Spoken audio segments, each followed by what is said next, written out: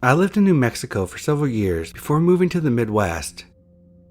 My friend Amy and I, both females, would spend many days exploring the remote corners of New Mexico, discovering abandoned ghost towns and enjoying the quiet, desolate beauty of the desert.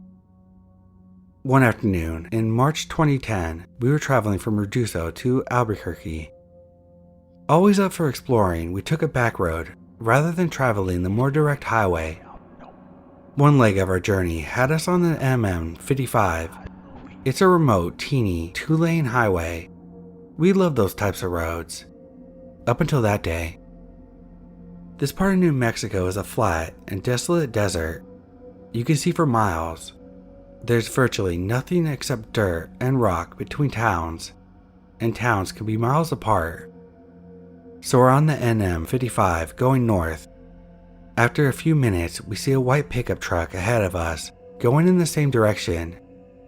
Suddenly, he stops his truck in the middle of the highway, blocking both lanes. We were about a mile away from him, and as we were getting closer, we began to get uneasy. We could see no reason for him to do this. We were the only other vehicle out there, and we began wondering if we should turn around rather than come up to him and have to stop. We were about a half-mile away from him when he pulled to the opposite side of the highway, but his truck was still pointed in the direction we were going. We tried to relax a little. Surely this guy was just a rancher or something. Maybe he was checking something on his land. As we passed him, we noticed a few things. There was only one person in the truck, a middle-aged guy who never took his eyes off of us, and he was talking into a walkie-talkie. A few seconds after we passed him, he pulled back onto the highway and started following us, but he never got too close. He would get within a few car lengths and drop back a little, and then speed back up to within a few car lengths again. We were getting nervous. We realized how alone we really were. We had seen no other traffic on this road and hadn't told anyone about our great idea to take this detour. We checked our cell phones and neither one had a signal. Typical for remote New Mexico, but scary given our present situation. Amy was driving and speeding up while I frantically checked the map, hoping to find another road that would have more traffic. But there was no other road. We had to travel this one to get to the next town, Mountaineer. Turning around to go back the other way didn't seem like a good option.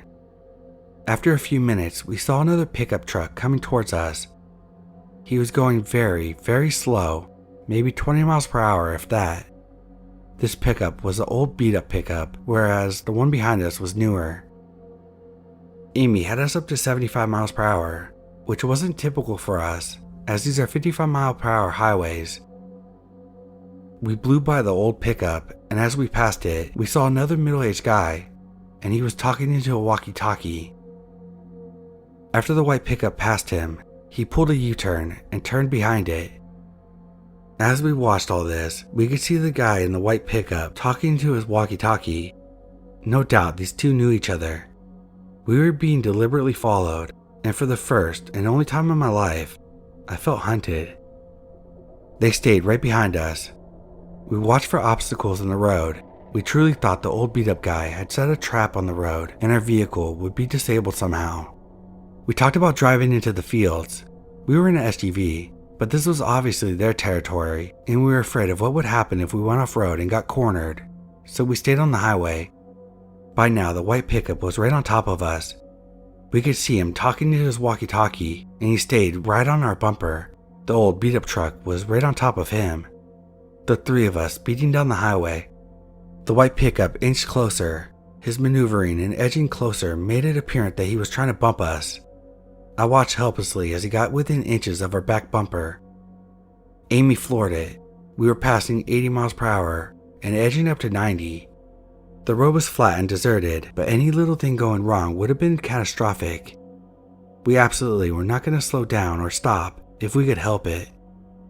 The white pickup pulled into the opposite lane and started to gain speed. The only thing we could think of is he wanted to pass us and get in front of us. If he had got in front of us and his buddy was behind us, then we would have been boxed in and trapped. We looked frantically at the rocky desert on both sides of us. Our only option was to off-road it.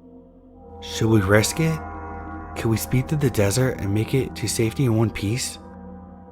As we topped a small incline, we saw a sign for Salinas Pueblo Missions National Monument, and it pointed towards a road to the left. And right at that moment, a blue pickup truck pulled out of that road and onto the highway in front of us. As we came up on the blue pickup, we saw the plate said, U.S. Park Services. We looked at each other, then looked behind us. Both trucks did a U-turn and went the other way. We followed the blue truck to Mountaineer and then made our way to Albuquerque. I don't know exactly what those guys' intentions were, but they weren't good. There is something seriously wrong out there. I notified the state police and they said that they would keep an eye on things. This area is very near Belen, New Mexico, which is where Tara Calico was abducted. It's also around 100 miles from Elephant Butte, which is where David Parker Ray and his little torture laboratory were. We didn't put all that together until later. Even though David Parker Ray had died by this time, we do believe that there are others out there like him, and whoever abducted Tara has never been caught. Or maybe we came into a meth lab territory, but since it happened on an actual highway rather than a backcountry road, I tend to discount the meth lab theory. Whatever was going on out there, it's not good.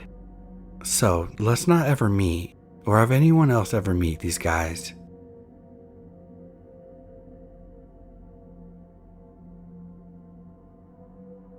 A long time ago, my job had an office near the Canadian border in Washington State.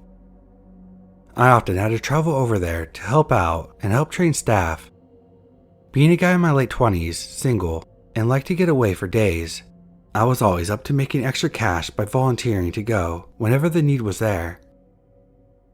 I would usually fly up there, but some occasions when I needed to bring equipment or materials, I would drive. This particular time was about 17 years ago. We had bought a bunch of equipment wholesale and needed to deliver this and some other odds and ends up to our office in Washington State. Of course, everyone knew I would volunteer to drive. I was told to drive a box truck up there and leave it and fly back. Prior to this, I would drive the company car or an SUV, but no worries, the box truck wasn't that big and probably the same size as a U-Haul rental truck. I always preferred to start my driving journeys towards the end of the day, mostly because I'm one of those people who likes night driving. For the majority of my journey, it was uneventful. I only stopped at a gas station and occasional rest stops to take care of nature. At some point near the California-Oregon border is when things started to get bad. It was approximately 1 o'clock in the morning. I had stopped at a rest stop, probably the last one on the California side. On the far side, I do remember seeing some truckers parked, but basically the rest of the parking lot was empty.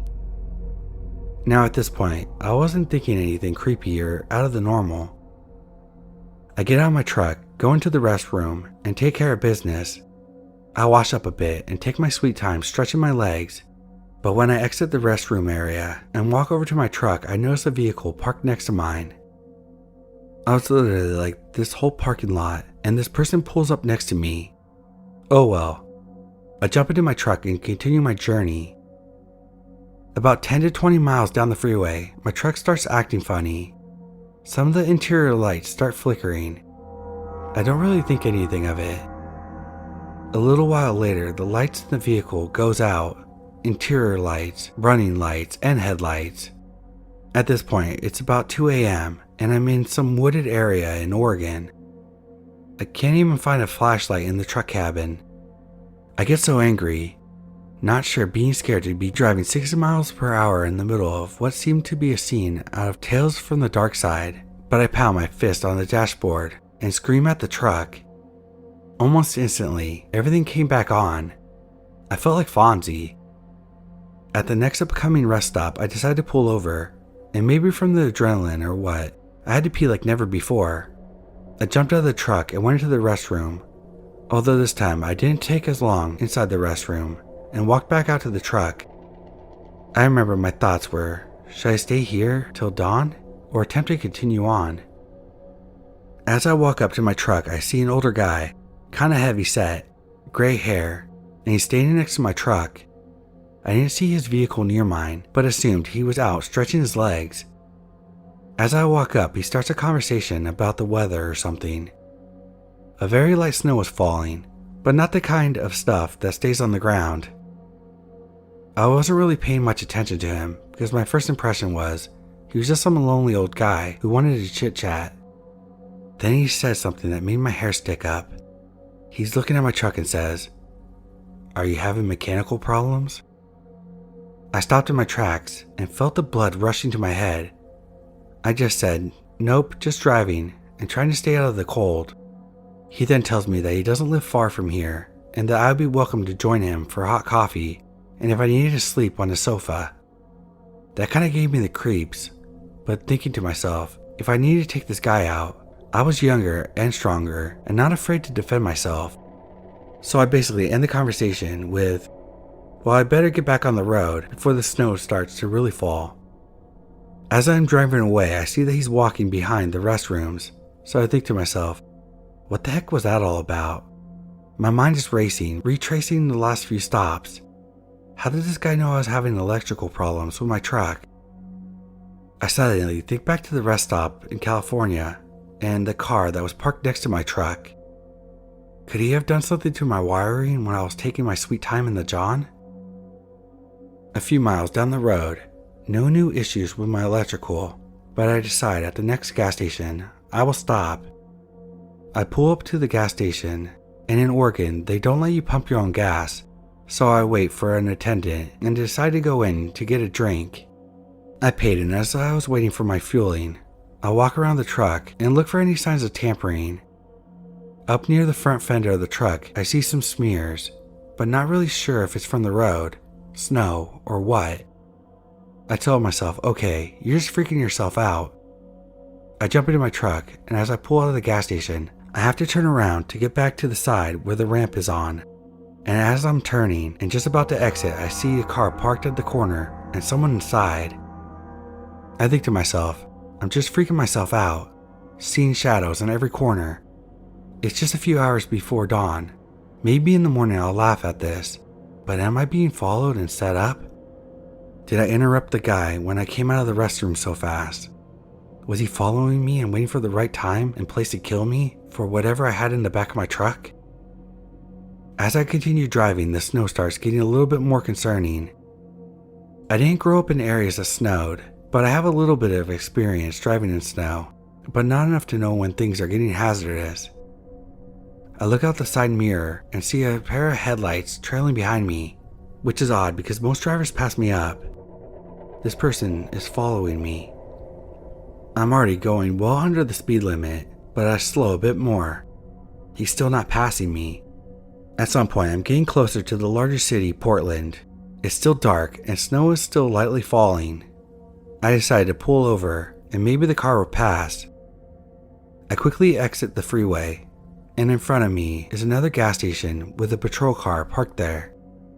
I immediately pull up next to the cop and get out. There's a lady officer in there, and I start making conversation with her about the snow and expected conditions. I'm thinking about telling her about the car behind me, but all of a sudden I felt silly about it. What was I gonna say? I think I'm being followed by an old man? She is kind of nice and we're talking for a bit, and she asked me where I was going and where I came from. She does suggest I stop for the night and starts to tell me about the dangers of driving sleepy. I take a look around the area and say yes, I'll stop for the night. She tells me that if I go down the road a couple blocks near the 7-Eleven, there's a motel. I look around and do not see the car anymore. I decide that I'll stop for the night and go in and sleep. As I pull up to the motel, I decide to park the truck away from the room I got and park the truck behind the motel so that it couldn't be seen from the road. I get into my hotel room as quickly as I could, lock the doors, and I can honestly say I didn't get much rest. I watched TV and nodded off here and there and would awake to every noise. My mind kept racing back to recalling all the events from before the California border to my conversation with the police. Maybe he saw me talking to the cops and decided to take off. Maybe he was waiting for me to pull over at another rest stop and complete whatever he was planning. Why would a stranger invite another stranger to his house in the middle of the dead of night at a rest stop? Why did he ask me if I was having problems with my truck? Finally, it was about 7 a.m. and I decided enough was enough. I get up, check out, go have a big breakfast, and continue to my office without anything weird happening. But I always wonder about that night and why I was being followed.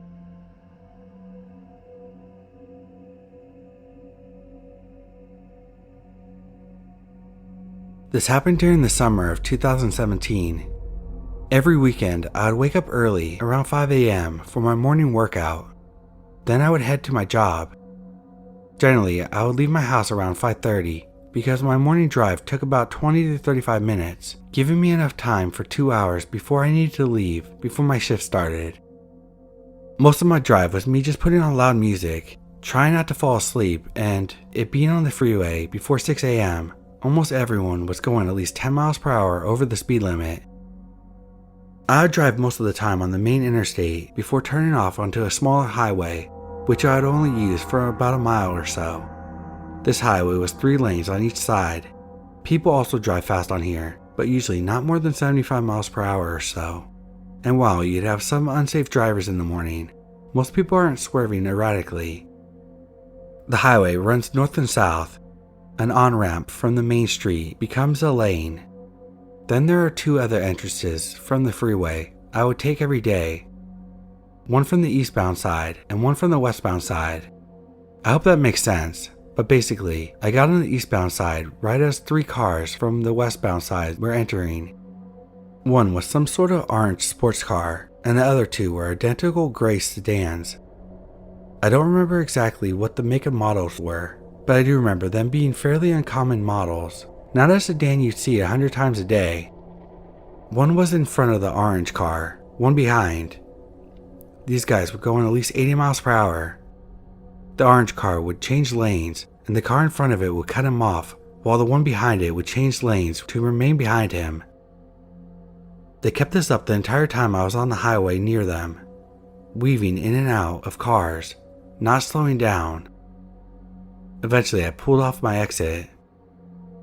This could have been a complete coincidence and just some asshole drivers, but I definitely got the vibe that the driver in the orange car was trying to get away from the gray cars. Maybe it was extreme road rage, or maybe something more sinister. Regardless, I'll never know. So to the drivers of those gray cars, let's not meet.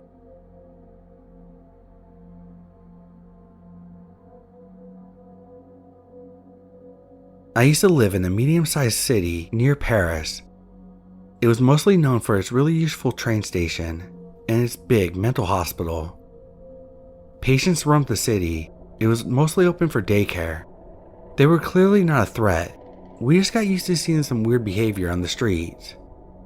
One time, one guy, clearly from the hospital, threatened to take off my hair. He kept repeating it while following me, but I told him in a strict voice to stop walking, and he did. So we were just used to it. Context: I'm a woman. I was 24 at the time. I just started my new job. I used to live uphill in the city, and used to drive downhill every day to park at the train station. On my way back home, I always used to drive by the hospital. There's a little road between the hospital and a primary school. It's a good shortcut to avoid traffic. It happened on a winter day 5 years ago. It was late, so it was already dark. I walked in my car and decided to take the shortcut to avoid the main road and the traffic. As I was driving, I saw a car parked on the side of the road, shaking. I stopped, worried. It was moving left to right under the yellow streetlights. I didn't see a driver in it. Then it crossed the road and hit the sidewalk in front, and back and forth with no driver in sight. It was a red car. This was the one that sent the first car flying to the other side. The red car also hit the one behind it, and it backtracked away. Then the red car started going in my direction, and I started to get scared. At first, I was just shocked, but now I was really scared and I was alone in front of something really weird. The red car stopped. The driver's side door opened. I saw a guy getting up. It was like he had fallen asleep and left his foot on the accelerator, which caused him to drive forward while laying down.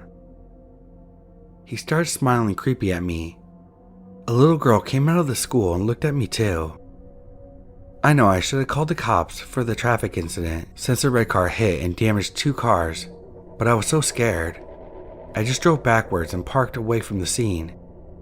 I was shaking non-stop. I called my mom and told her everything. She told me that the guy might be dangerous and that I should go home by another route, like right now, that I might not be safe. So I did what she told me and drove home. To this day, I sometimes think that I had a hallucination because I was tired or something and that I had dreamt everything, or that I'm going crazy.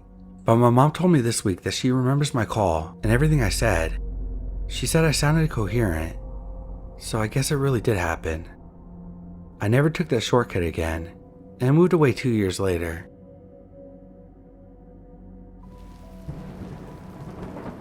Still a little shaken up from this. I live in the outskirts of one of the largest cities in the Northeast, in a quiet section of a city with a small town feel.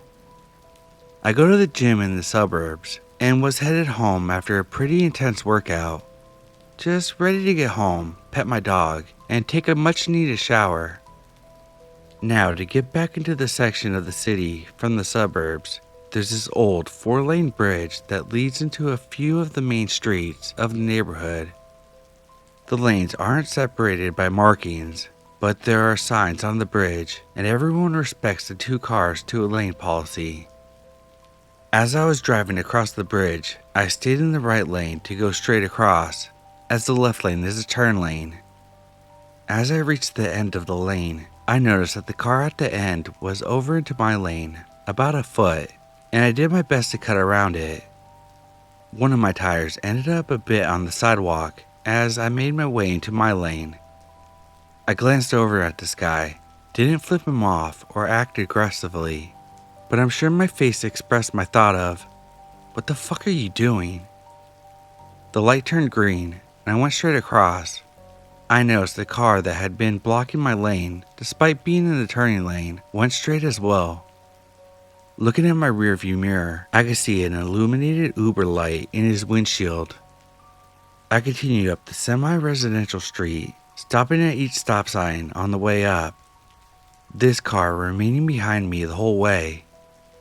As I was already thinking, this guy doesn't know how to drive, I kept an eye on my rearview mirror as I approached the main street in the area.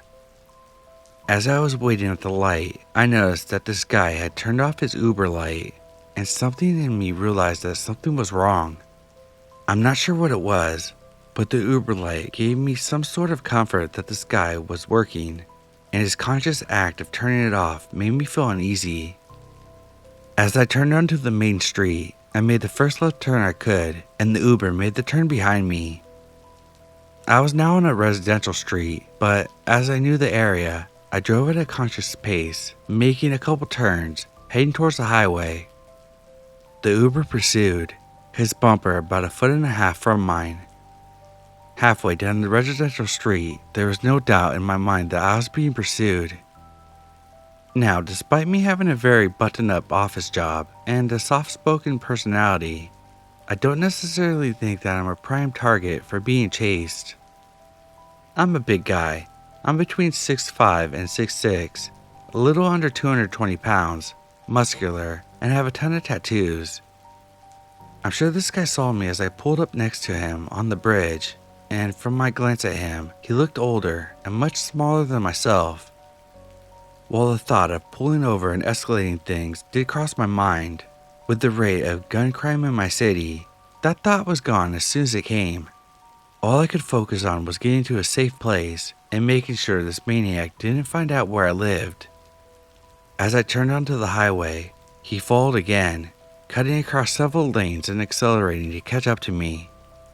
I made the first right I was able to, then led him down a winding maze of back streets, his car inches away from my bumper the entire time. I wasn't paying attention to the one-ways, stop signs, or speed limits at this point. I just knew I needed to get away. All the while, the Uber followed, matching my speed and taking every sharp turn that I did through the maze of streets. Realizing that I needed to get back on a more populated area in case this guy decided to shoot me or hit my car, I headed back in the direction of the main street, spotting out of the corner of my eye a parking lot of fast food restaurants that provided a shortcut to the main road. I blasted through that parking lot, the man speeding in after me, and I felt hopeless. If this guy was willing to follow me through all that, he wouldn't stop until he caught me. I weighed my options as I turned onto the main street. The police department was about a 10-minute drive away, but there were several lights and crosswalks between myself and safety. I decided I would head back through the streets in the direction, try my best to lose him as I went. I didn't want to give this guy an opportunity to get out of his car at a red light and hurt me in some way. I had to head in that direction, and I prayed that I didn't hit any red lights. As I rounded the corner of the parking lot, my worst case scenario was revealed. A red light with a car already stopped with opposing traffic. I drove opposite on a one-way to the left with my car ready to make a turn. I know it was irresponsible, but I didn't hesitate. I merged into oncoming lanes and made a left going down the wrong way down a one-way residential street. A few beeps from other cars around me rang out, but I didn't care.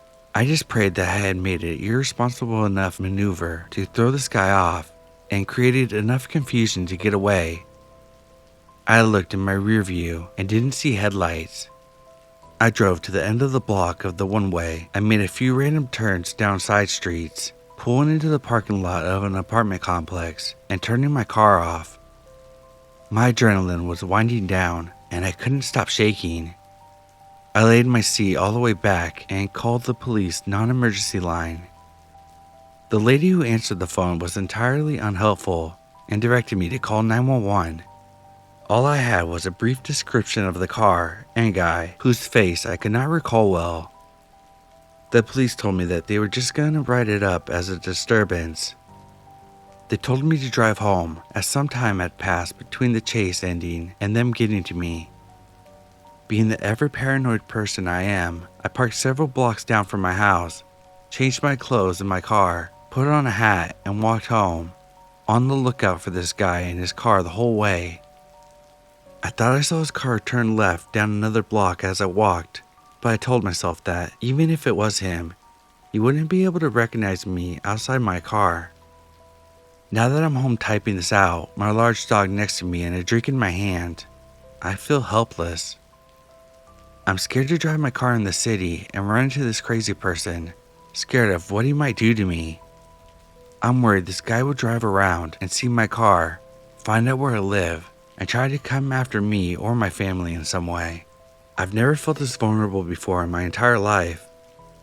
I've never considered purchasing a weapon, but this encounter is making me consider it. All I can do is try to move on and hope that he doesn't get any rides in this area.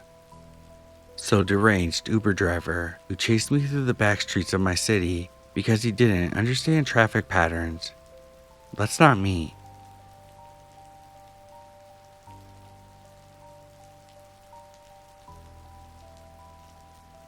My friend and I, I'll call him Robert, had just spent a day in the city a few hours away from our own. We had just spent a day at an event in which we both participated in, and we had a blast.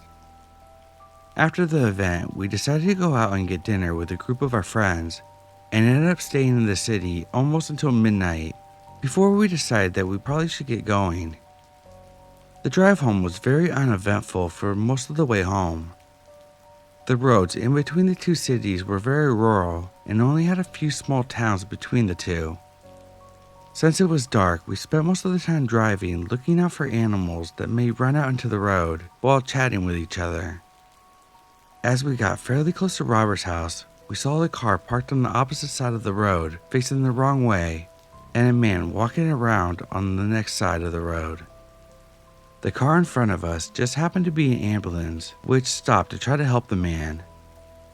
As we drove past, I made eye contact with him, and we just continued on our way, thinking nothing of what just happened. We drove for another 20 to 30 minutes before turning onto an access road to get to Robert's house. As we got further up the road, we noticed another car had turned on the road further behind us. Robert lives in a gated community, so we had turned onto the driveway so we could get through the gate. This is when we noticed that the car that had turned before had turned again and was right behind us. As we pulled up to the gate, Robert opened it and drove through. The car behind us also managed to make it through just before the gate closed. Neither of us really had any thought that we were being followed until this point, but even then we joked about it. We then drove for a while inside this neighborhood, which is fairly large, and noticed the car was still behind us. The route we took was a large curve, so we figured he should have had to turn off by now. As we got close to his house, we decided to keep on going, as the road would loop around and confirmed that we were being followed. At this point, we called my friend's dad, who had just watched us drive by with his car behind us. As we came around the loop, we had come to the realization that we were actually being followed. Robert then started driving much quicker through the neighborhood, and the car behind us also picked up speed. We were going about 50 to 60 miles on this fairly small road, but the other car kept up. We drove for a while before we decided to head to the front gate, which had a 24-hour security guard. We left the neighborhood, pulled a U-turn back to the front gate.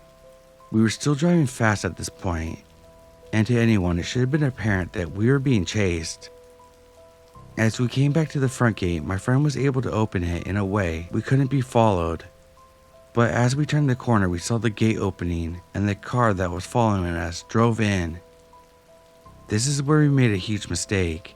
We turned down a road without realizing it's a cul-de-sac. As soon as we noticed our mistake, Robert was able to flip his car around so we could get out of there. But as we drove by the car, I made eye contact with the driver, but could barely see his face. When we turned out of the cul-de-sac, we turned off the lights and booked it. We finally had managed to shake him and get to Robert's house. We waited at Robert's house for the police to arrive, and shortly after the officer had arrived, he got a call on the radio and booked it to his car. A few minutes later, 2 more police showed up, and we were informed that they found the car. The man was the same guy that we passed on the side of the street around an hour earlier. When the police first made contact with him, he refused to speak to them and didn't look like he was in the right state of mind. As the traffic stop proceeded, he began threatening the officers. We later found out that he was a mentally ill and unstable veteran from a couple states over, and he had no reason to be anywhere close to where we were. The man had broken the back gate when he followed us in. The worst of all this is the guy at the front gate, whose only job was to not let people in if they didn't have a fob, without stopping at his booth, let the guy in after he saw us speed past him. He was quickly fired by the security company. Looking back, there's only one thing I would have changed. I would have called the police sooner, but the adrenaline in the moment clouded our judgment.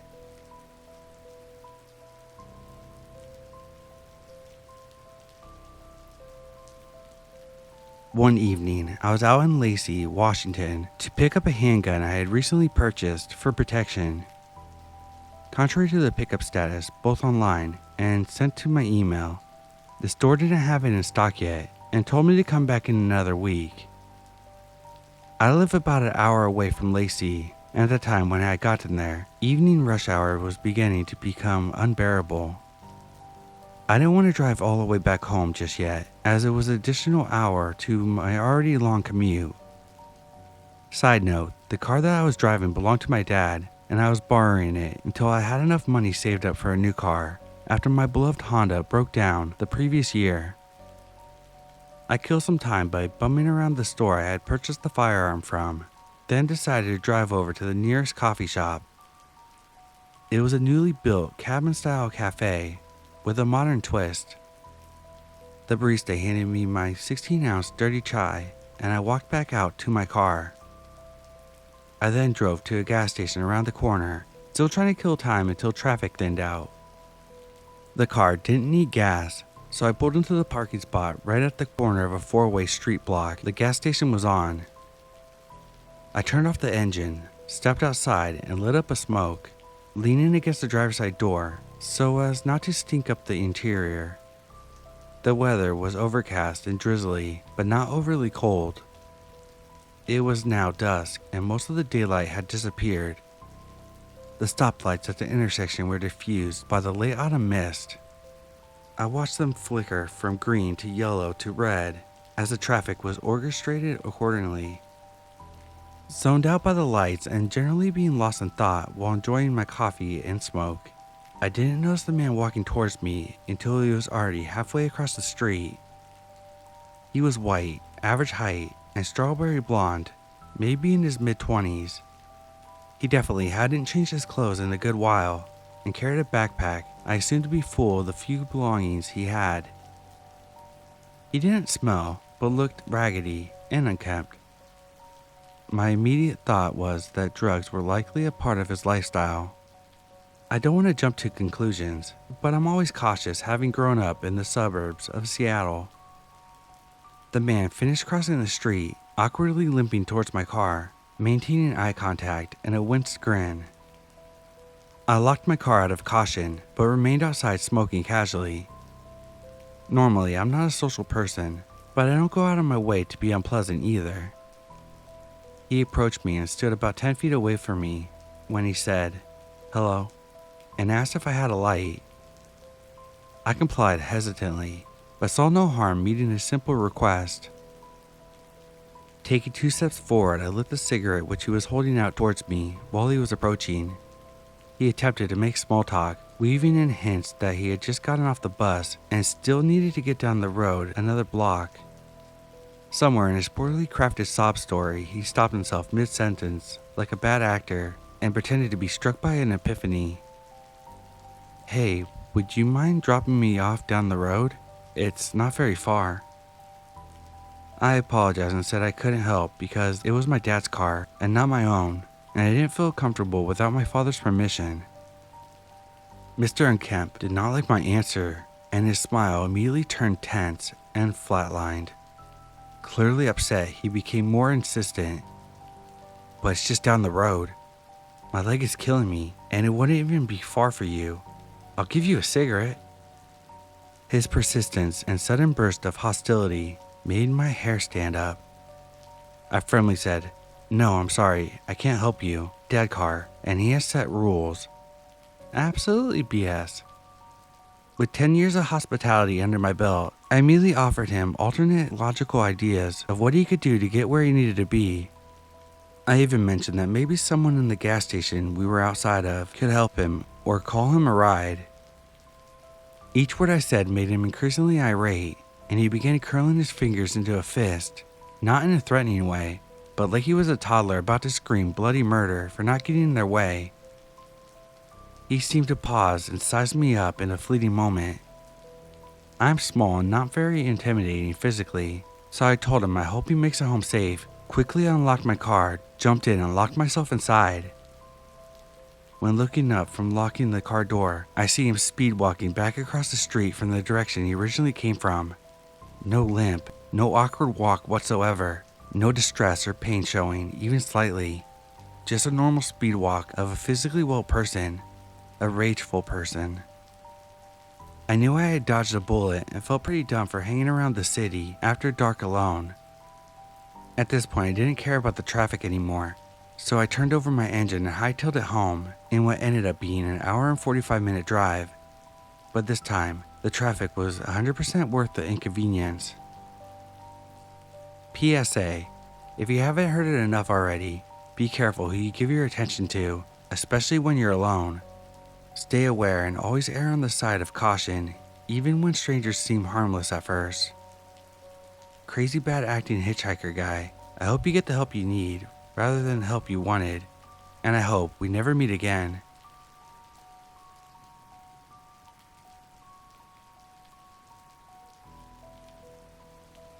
When I was 17, I was on my way to town.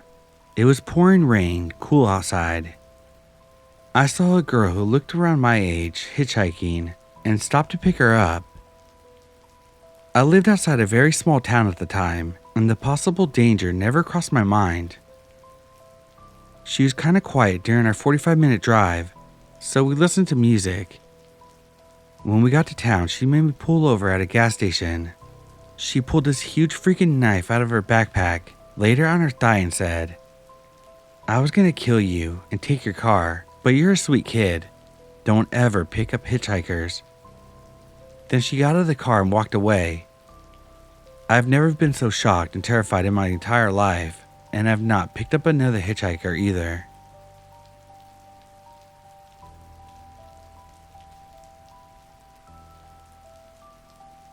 So this actually happened about 2 hours ago. I, 26 female, and my boyfriend, 36 male, decided to go to the store to get oil. We have to go out 45 minutes just to get this out in a bad part of the city, but it's the only European store that actually has the stuff I grew up eating with. My family and I are from Ukraine, but I live in US, and it's difficult finding authentic places that have exactly what we had, and this is the only place I found that has it down to the exact brand.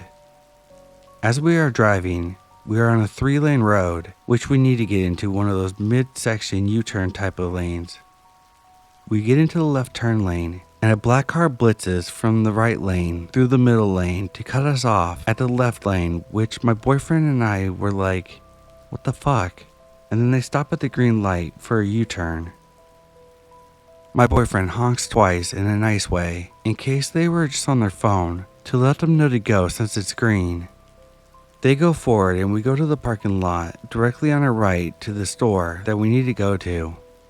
The car that was in front of us, which is now in the far left lane, goes through another 2 lanes and drives onto the sidewalk to go into the parking lot where we're going into, and rides nearly on our bumper, pressing their horn the entire time we drove. My boyfriend eventually decided to stop a few feet further than the store instead of parking at it. At this point I realized the car camera was not on. I can't remember the name in English. It's a camera that records in the front and back as you drive. I tapped it since it usually starts recording when it feels motion. It didn't turn on and we realized it somehow disconnected to his car. As he's trying to get the camera plugged back into the car, the black car pulls up and I see 3 guys looking 18 to 20 in there. All 3 were African American. They rolled on the window and the driver reaches for something, about to take it out. And I'm screaming at my boyfriend, "Just drive, go, just go." And my boyfriend slammed on the gas pedal and we drove off, and the black car does too. My boyfriend suddenly began doing donuts in the parking lot to get their car off our back while I'm screaming, oh God, the police, call the police, I need to call the police." I managed to dial 911 and he's doing the last donut and then suddenly began driving out of the parking lot. The black car was still chasing us out as I finally got an answer. When the police asked where we were, I blanked out and shuddered in panic that we were currently being chased, and my boyfriend yelled out the road that we were passing. He used to do Uber for 7 years and knows every street name by heart. Those guys kept going after us until we were about 3 to 4 blocks away from the police station, and they probably realized where we were going and swerved to a random road to our left. At some point we got disconnected, but the officer called me right back and stayed with us until we pulled into the station. We explained what happened and the officer was nice. He offered to escort us back to the store and follow our car just in case the guys were still there. We showed the skid marks. The officer said, "Nice," as a joke.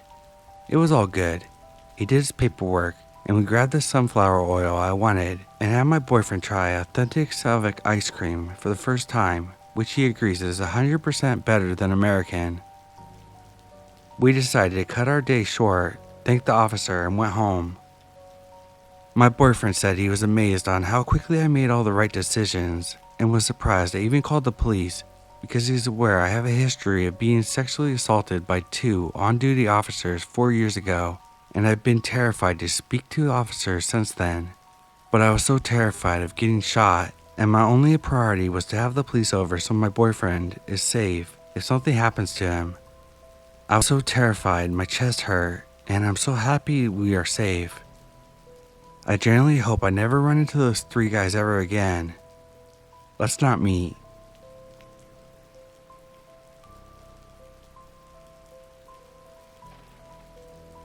Several months ago, I had a bit too much to drink with some friends. I arrived back to my car around 12 a.m. and I decided I wasn't in any condition to drive. I grabbed whatever blankets and jackets I had, curled up in the back seat and fell asleep. Around 4 a.m. I woke up hungover, but much more sober than before. I reached to the front and started my car to warm up. As I sat back down, I looked out the rearview window and saw a man.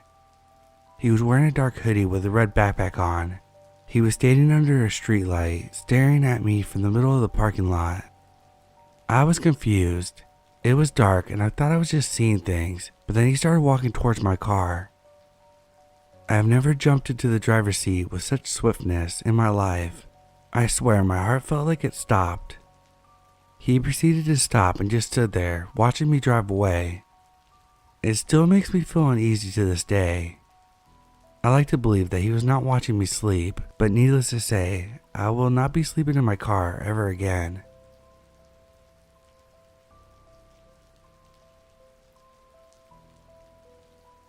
Before I began, this encounter happened about 10 years ago. I was 22 years old, and I am well aware that this was a very poor judgment call on my part. My parents always taught me to help someone in need, just not necessarily to the extent that I allowed. Up until this point, I didn't really have much reason not to trust people, and that they may not always have good intentions. I have also had an unreasonably difficult time saying no to people my whole life, and have since had the help of a therapist to be better about that. I've only told this story to a handful of people because I'm truly ashamed of my actions and potentially putting my daughter's life in danger. I was on my way to an event of some kind with my 3-year-old daughter when I realized I had left something behind in my apartment. I was close enough to home that I decided to turn around and head home. As I was pulling into the parking lot of my apartment complex, a woman was walking kind of in the middle of the driving area and began waving me down. I pulled up next to the woman and rolled down my window about 1/3 of the way. She gave me this story about how she works nearby at a nursing home and how she had ran out of gas on her way to the gas station and was asking for directions to the gas station. I didn't think much of the fact that she was roaming around an apartment complex because it was pretty common for people to cut through as it sat between 2 main roads and avoids traffic lights. I gave her directions for a 5-minute walk to the gas station, but then she mentioned that she was pregnant and that she wasn't feeling well. I tried telling her I was in a hurry and assured her that it would be a quick walk, but she begged. At this time, she noticed that my daughter was in the back seat. She had a look of surprise that I didn't think much of at the time, and she began talking to my daughter and made her laugh. She turned back to me and asked one last time if I could drive her to the gas station. At this point, I just gave in. I let her in my car, and she almost immediately asked if I have any money that she can use. My heart sank at this point, realizing that she was probably just lying and just wanted to lie her way into some cash. I was honest with her and told her that I was broke and that I also didn't carry cash on me. She pointed out another resident in the complex and asked me to drive her to them. In my mind, there was still a slight possibility that she needed gas, but she didn't have the funds for it. So I drive her to the other person and she rolled down my window asking for money. They said no, and she pointed out another person. At this time, I told her that I really had to be somewhere and I couldn't keep helping her. I drove her closer to the other person, but far enough that she would have to get out to talk to them, which thankfully she did. Once she got out of my car, I sped off and drove to my destination. Told my mother about the story, and a week later she sent me a clip from the local news. The news mentioned a woman who would approach people asking for a simple favor, which led her to asking them for money. If these people said no, she pulled out a syringe or needle of some kind and would threaten to stab them with it, and even did end up stabbing them on one occasion. I look at the image of the person and instantly recognize this woman that was in my car. I know these type of people don't have much of a conscience, but I truly believe the fact that my daughter was in the car with me that day is what kept the woman from stabbing me.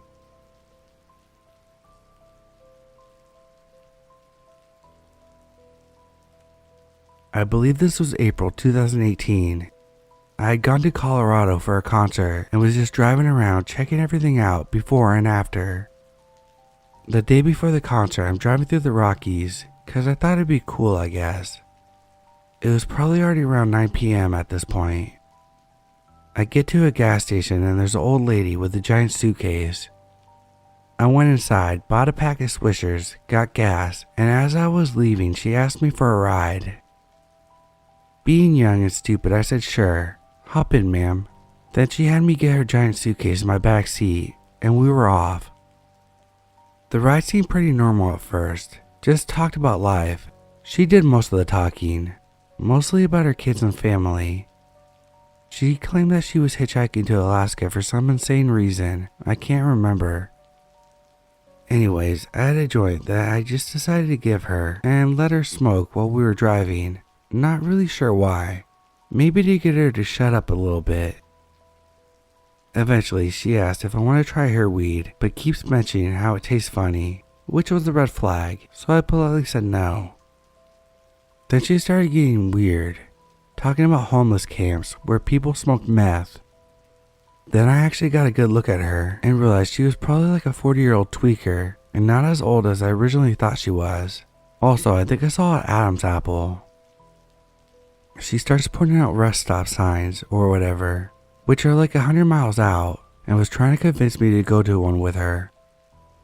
She kept saying, I don't have any money, but some people will have to suck your dick if you give them a ride. At this point, I'm actually driving like a maniac in the middle of a pretty bad snowstorm at the time, in hopes that I'm more visible and noticeable if anything were to happen.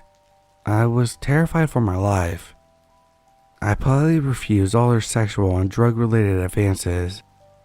Finally, we get to a town on the opposite side of the Rockies from Denver, and I pull up to a gas station and say, okay, I gotta go back to Denver and get some sleep. I'm dropping you off here. All she said was, you're a smart young man, and I helped her unload her suitcase and left, thanking God I was still breathing. If any of my actions are questioned, this was the time in my life when I was particularly lost and not in a good mental state at all. I definitely shouldn't have been roaming Colorado by myself. Smaller guy, no weapon aside from a knife. I'm incredibly lucky.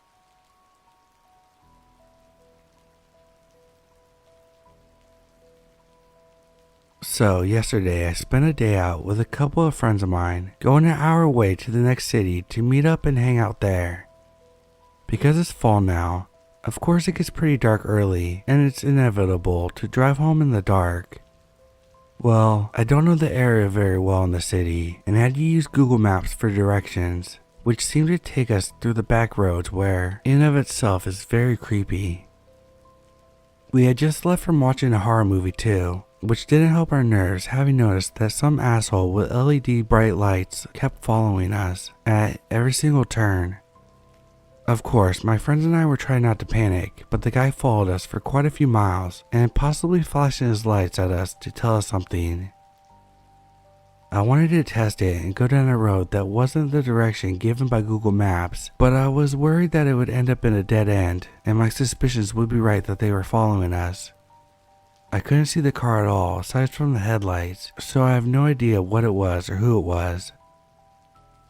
Thankfully, once we got closer to the highway, he seemed to finally trail off and turn somewhere else. You can bet your ass I had a panic attack right afterwards, including hyperventilating due to the built-up tension. Moral of the story, trust your gut and don't go down any back roads at night.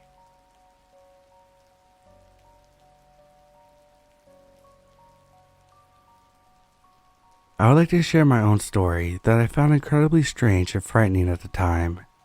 I'm a female, I was probably 14 at the time.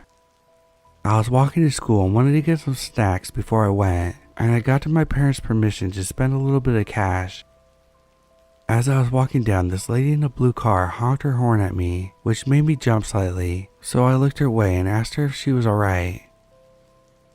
She kinda just looked at me, and as I continued walking, she pulled forward. I ducked into a shop because I was pretty weirded out by this at this point, kinda panicky. As I left the shop, lo and behold, the lady was no longer in her car, so I bolted down the roads and hid behind a bush by my village.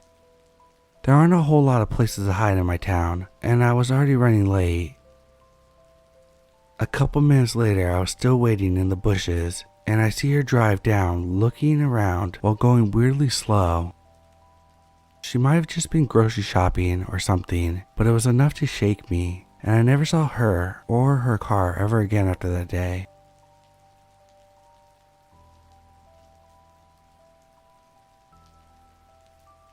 When my daughter was 2, I was having a tough time as a single mother and decided to take a road trip up Highway 1. I made reservations in Trinidad at a cool cabin in the woods within walking distance of the beach.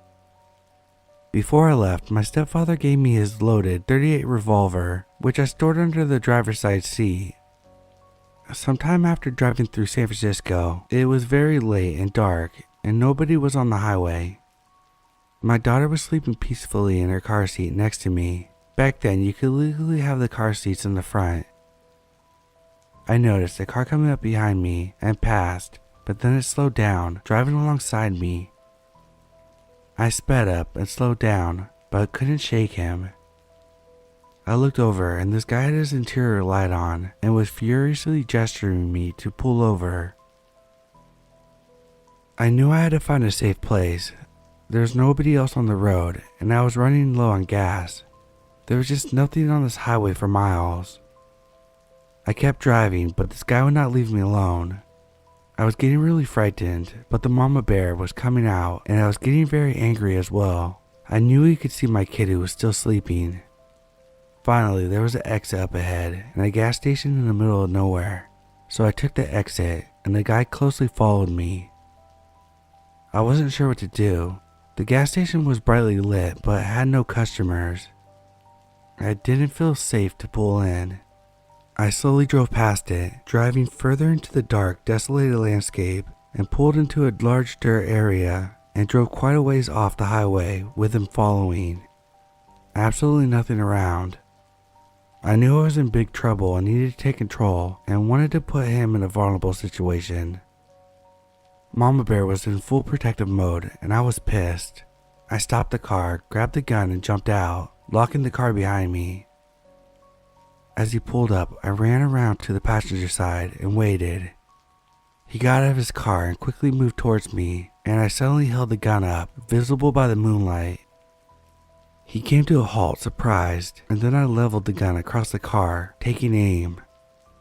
I waited. He stood there, weighing his options, and then turned around, got back in his car and left.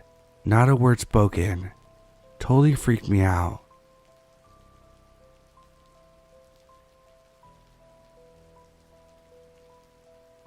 It was a typical Friday evening, and I was on my way home from work. I was driving my new car, a shiny black sedan that I had just purchased a few weeks earlier. I was feeling pretty good, listening to my favorite music and looking forward to the weekend. As I drove through the city, I noticed a car following me. At first, I didn't think much of it, but as we reached the stoplight, the car pulled up next to me, and I saw that there was 2 men inside. They looked rather rough and menacing, and they had their faces covered with bandanas. The light turns green and I moved forward, but the other car stayed right next to me. I tried to shake them off, but they wouldn't budge. I started to feel a sense of unease and started looking for an escape route. Then, just as we were approaching the intersection, the other car swerved in front of me, forcing me to stop. One of the men got out and walked up to my window. He had a gun in his hand and demanded I get out of the car. I just froze. My mind was racing as I was trying to figure out what to do. I knew I couldn't outrun a bullet, but I didn't want to just give up my car without a fight.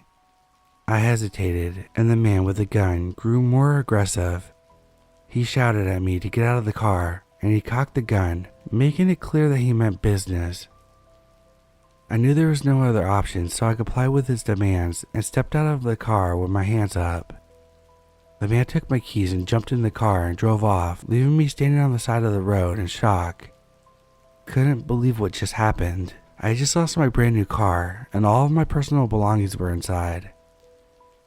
I walked to the nearest restaurant and used their phone to call the police.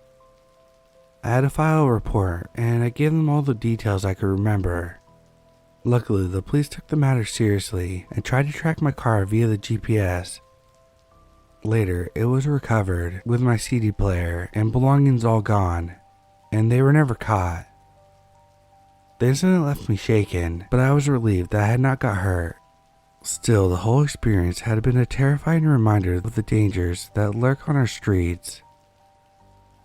After that carjacking incident, I took some self-defense classes and learned to be more aware of my surroundings. It's important to always be alert and aware, and also have a plan of what to do in case of an emergency. If you ever find yourself in a similar situation, remember to stay calm, comply, and call the police immediately after.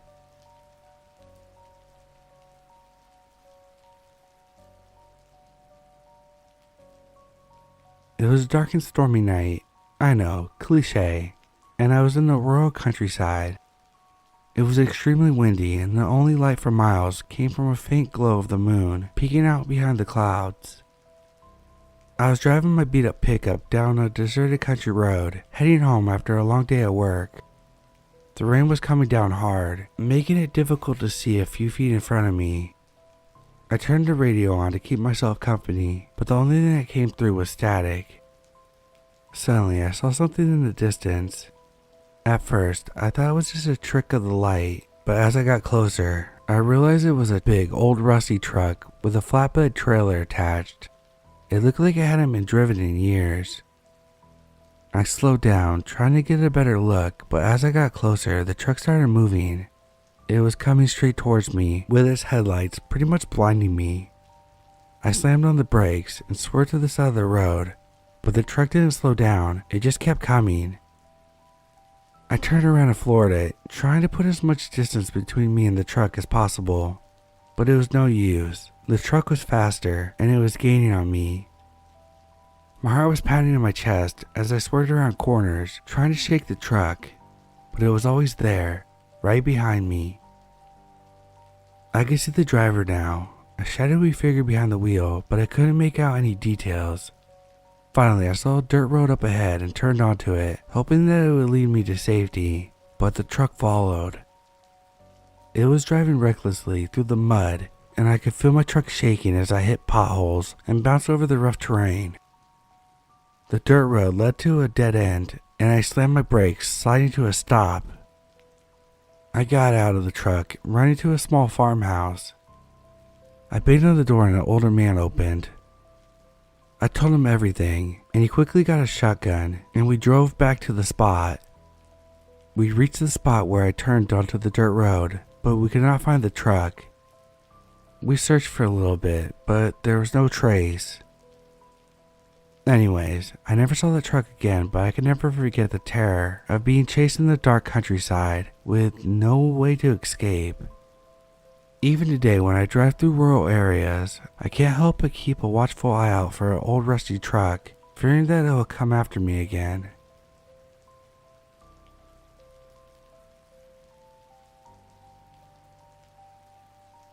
Okay, for starters, this happened in July of this year, and it still freaks me out. I was 23 when this happened. It was a hot afternoon and I was going home from my boyfriend's house, who lives about a 15 to 20 minute walk from my home. Since it was scorching heat, I was wearing my bike shorts and an oversized tee with sneakers. As I'm getting about 10 minutes away from my home, I put my headphones on and decided not to rush, as I didn't want to get there just yet because I was enjoying the fresh air. As I'm going to cross the street, a man in a truck, who was also across the street, began catcalling me. I ignored him and waited for the light to change. As I waited, he began getting increasingly more aggressive and overall just wouldn't shut up. The light changes and I make my way across the street. He then proceeds to honk his horn as I'm walking by and says, "Hey, I'm talking to you. Why don't you come with me for the night? I'll treat you real good."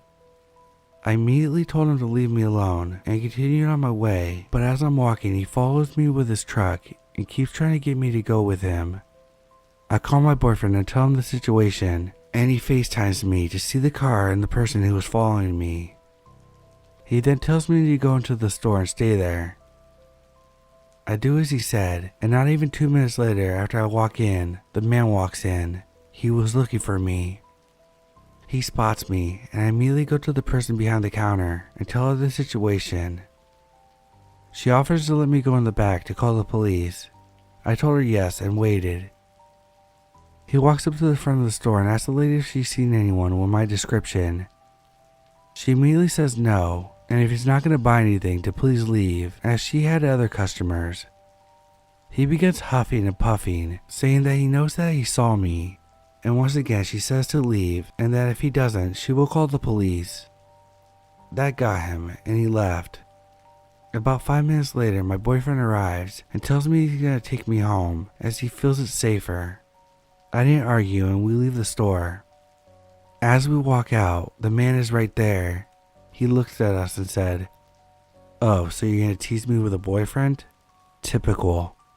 My boyfriend immediately goes into protective mode and gets in the man's face and tells him, "If I ever see you again, if you ever breathe in our direction again, you'll regret it." He then proceeds to punch the man in the groin and walks me back to my house. Sometimes I really hate being a woman.